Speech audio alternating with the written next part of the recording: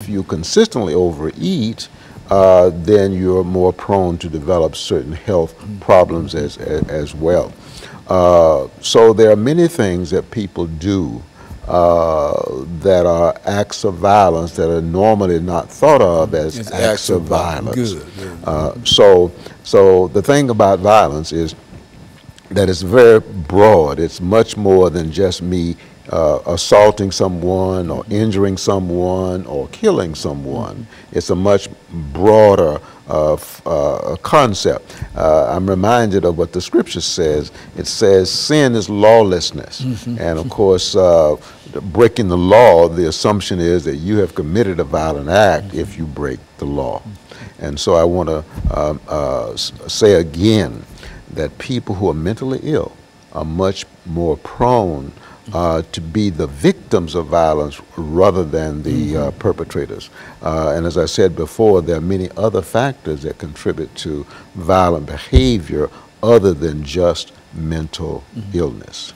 What are some of the other factors, Dr. Poe, for example, that would contribute to mental illness outside of violence? Okay.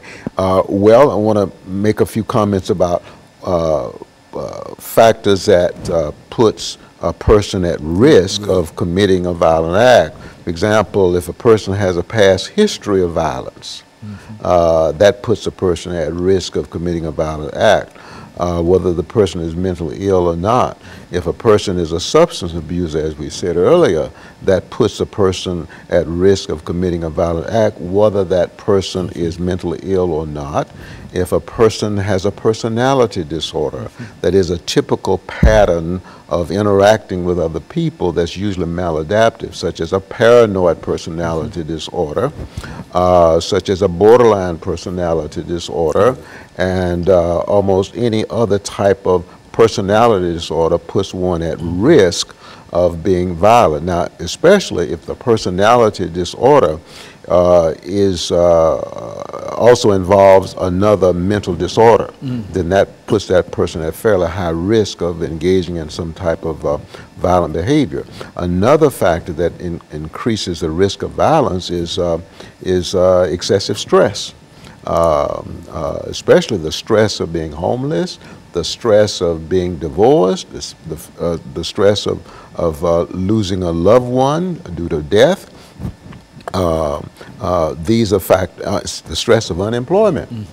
These are factors that increase the risk of a person being violent. Of course, poverty is another factor.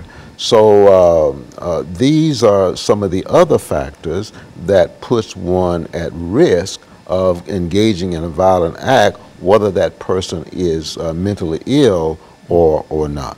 It seems to me that a person who engages in such violence is really, as you've indicated, doing something that undermines him or her without, do they really recognize that? Is that a symptom of violence when you recognize that you're doing something wrong and continue to do it? Well, I would say that yes. If I'm intentionally doing something that I know is doing damage to me or damage to someone else, then to me that's an act of violence. Let me just say that people who engage in violence are often in a state of intense